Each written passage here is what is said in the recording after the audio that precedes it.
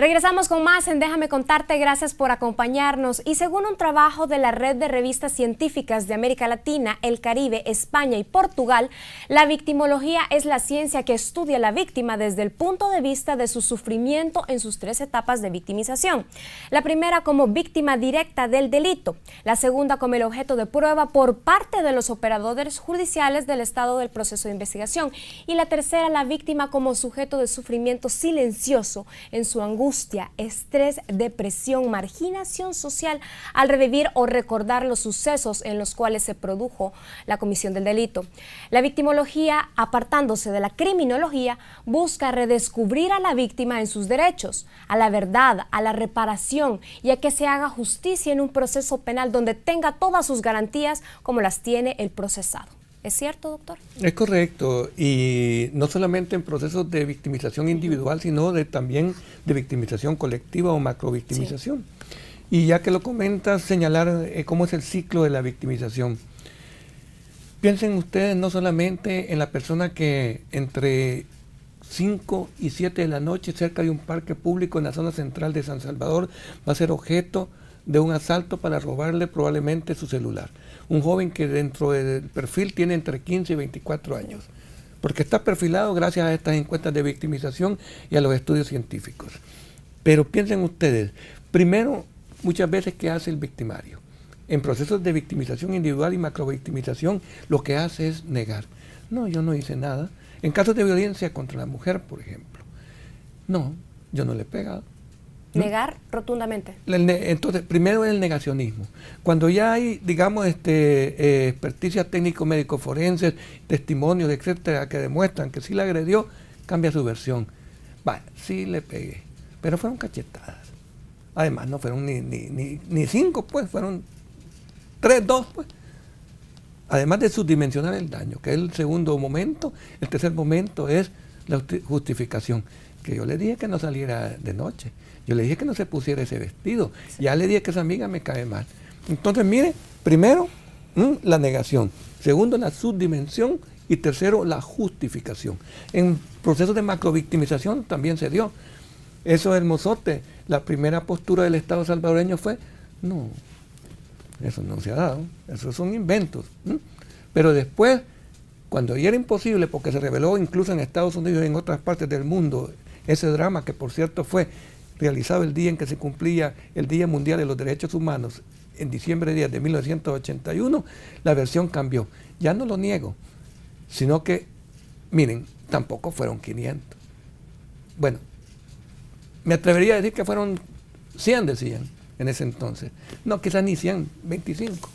Cuando ya se va y se establece todo el trabajo forense, se establecen los testimonios, se hace todo el proceso investigativo del equipo argentino de antropología forense y de otras agencias, y se descubre que ha sido verdaderamente una tragedia, porque es la matanza colectiva más grande en tiempos modernos en el hemisferio occidental, el mozote.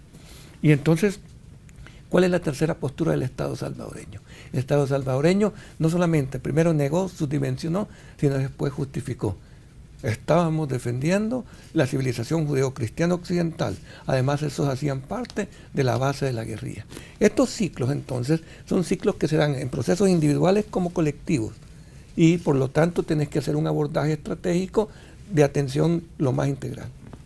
Interesante lo que nos está diciendo, doctor, porque recientemente tuvimos con nosotros también a una parte muy importante de medicina legal y hablaba sobre la toxicología que les toca a ellos brindar a estos cuerpos que son encontrados en este tiempo y cómo realmente fueron los hechos. Sí, y yo aquí llamo la atención en que diversas instituciones del Estado tienen que trabajar protocolos de atención a las víctimas a efecto de disminuir en lo posible, probablemente no erradicar al 100%, pero en lo posible disminuir la revictimización.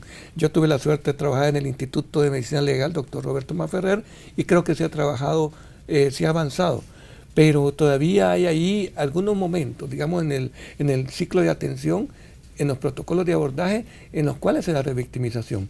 Por eso yo creo que es importante que, tanto en el sistema de justicia, como tú lo decías al principio, o en general, en todos los mecanismos institucionales que participan del proceso de victimización, que al final es un drama, como lo señalaba, debemos tener en cuenta que es clave sensibilizar, es clave capacitarnos y desarrollar esa conciencia de atención lo más humana posible a las víctimas.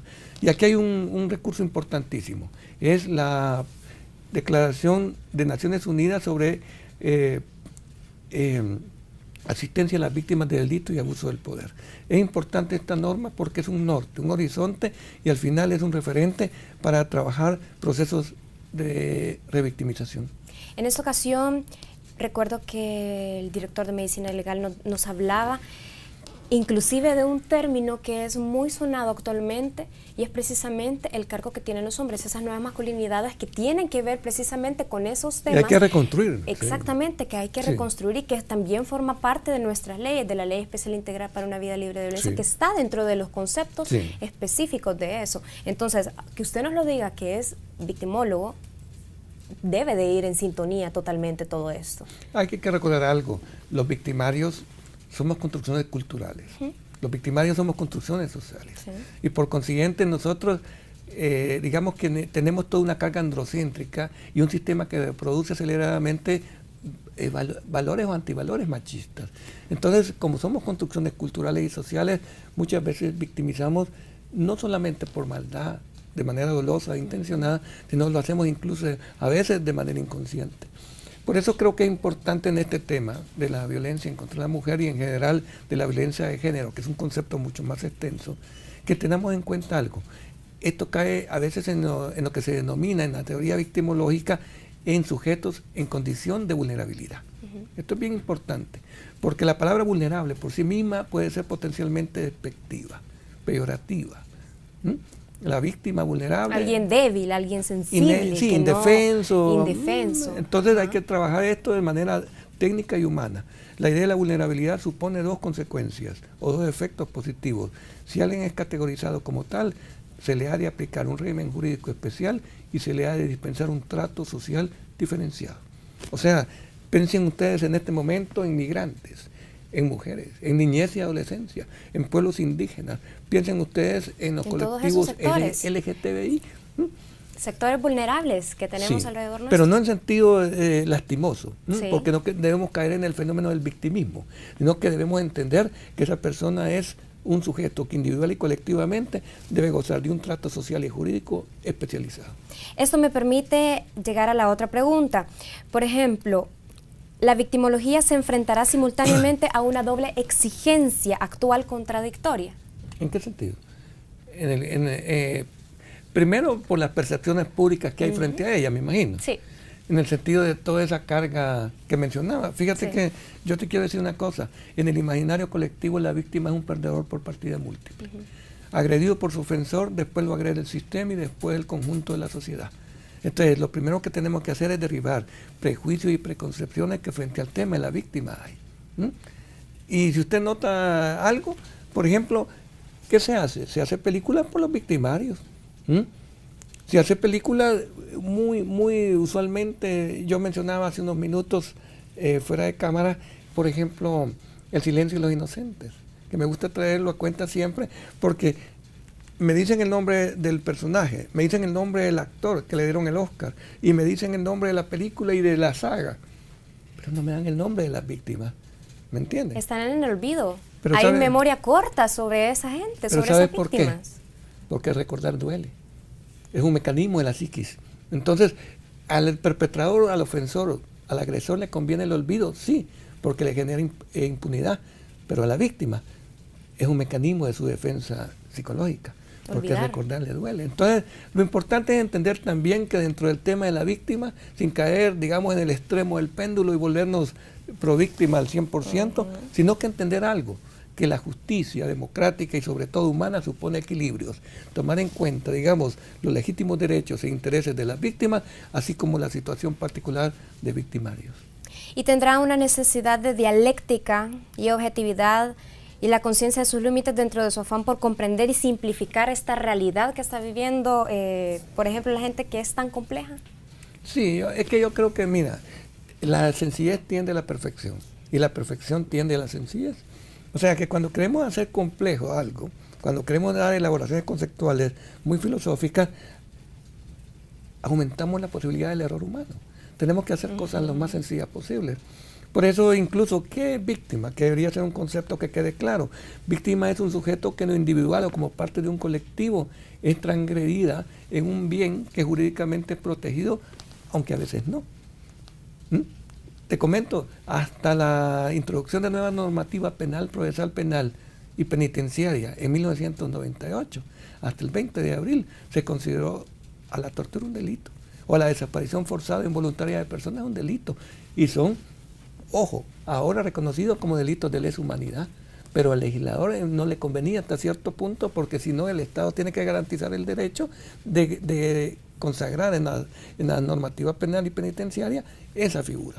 Entonces, lo que yo quiero que se entienda es que el tema de la víctima trasciende la cuestión jurídica. Es un tema social y humano también, y es un tema que usualmente es un drama. O sea, que la persona que ha sido, por decir algo, objeto de violencia sexual, que está siendo, digamos, sometida a una experticia técnico-médico-forense en medicina legal, está pensando que la van a despedir de la maquila porque le han dado solo 2 horas, está pensando que no le dejó el almuerzo a la mamá para que le diera a la niña y a su niño, está pensando en un drama. No hay que ver esto entonces como muy judicializado, porque esa es la tendencia del sistema, a judicializar y a despojar a la víctima de su conflicto y apropiándose de él, a descuidarlo. La respuesta debe ser lo más integral posible y empezando con una alta carga de sensibilidad y de humanismo. Hablando de conceptos, doctor, la victimología está íntimamente ligada a lo que conocemos desde tiempos muy atrás, a la criminología. Sí. ¿Cuál es la diferencia entonces entre criminología y la victimología? Fíjate que yo creo que, la victimología sin duda alguna hizo parte de la criminología. Fue una de las disciplinas que la abandonó, la descuidó. Entonces la victimología es el estudio científico de la víctima. Algunos dicen de la víctima y su victimidad. Este es el concepto probado en el simposio de 1973 en Jerusalén, el primer simposio victimológico. Los padres de esta disciplina de la victimología, tanto Mendelssohn como Hans von der Henting, tienen mucha impresión o mucho impacto a raíz de la macrovictimización judía de la Segunda Guerra Mundial. Que aquí también te comento algo. Aquí hay que tener cuidado porque a veces nos acordamos, por ejemplo, de la victimización judía de los 6 millones, y para ello hay películas que anualmente no nos recuerdan, pero se nos olvidamos de los 52 millones de europeos o de los 26 millones de rusos. O sea, lo que quiero decir es que también hay jerarquía dentro de las víctimas.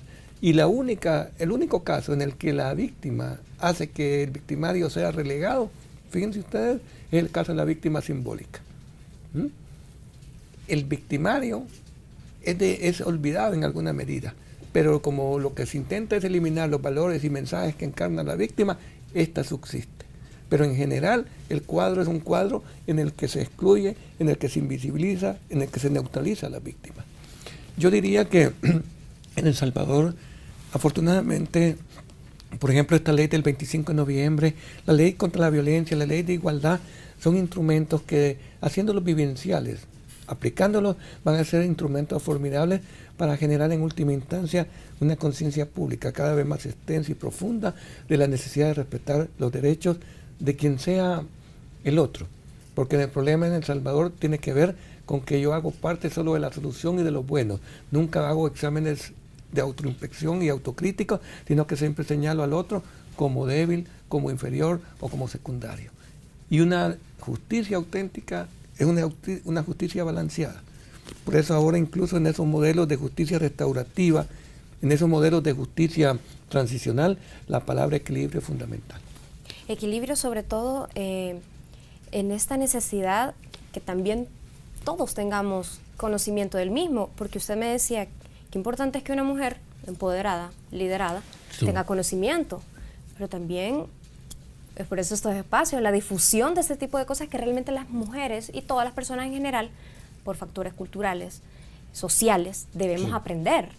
Ahí también incluso está la cuestión de la religión. Pero yo señalarte... Que son puntos de quiebre en momentos cuando uno tiene que poner su postura, porque un juzgador puede venir y así como usted decía, ser muy correcto con sus valores, ser muy justo, pero otra persona puede no haber tenido esos mismos valores en su hogar. Entonces, irse por otro Aquí lado. lo importante es hacer procesos de selección de operadores del sistema que tengan no solo las capacidades técnicas, sino que la sensibilidad y el sentido de humanismo, porque al final el valor clave es ese, el respeto a la dignidad y el respeto a la humanidad de la víctima. La víctima reclama dos derechos esenciales. Uno, ser reconocido como víctima, porque se le deniega. Si le pasa algo, en algo andaba metido. Si era en el conflicto armado, era porque hacía parte, digamos, de sectores emergentes. ¿Qué quiero decir con esto? Que el primer derecho de la víctima es ser reconocida como víctima. Y el segundo es que se le dé un trato humano, digno y empático.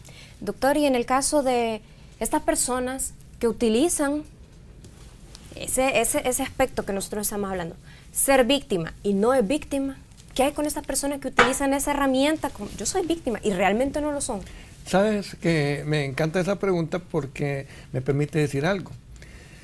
Es que también... Siento doble moral, doble ahí no sé. No, quien tiene doble moral no tiene ninguna moral. El punto es este. El punto es que la falsa víctima es aquella que puede ser honestamente autoconsiderarse víctima por ingesta de drogas, por alguna patología, etcétera. Algo clínico. Algo clínico. Yo estoy autoconvencido que soy víctima. El efecto colateral de una medicina, a lo mejor, de una droga.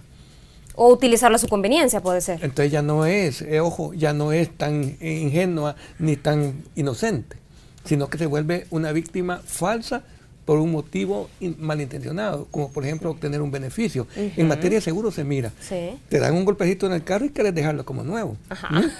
¿Sí o no? Sí. Entonces, ¿qué quiere decir esto? Quiere decir que las falsas víctimas son de manera, ojo, de manera no provocada, no intencional, sino que puede ser, como decía, una patología, una ingesta de medicamentos, alguna enfermedad de carácter mental, pero también está la falsa víctima.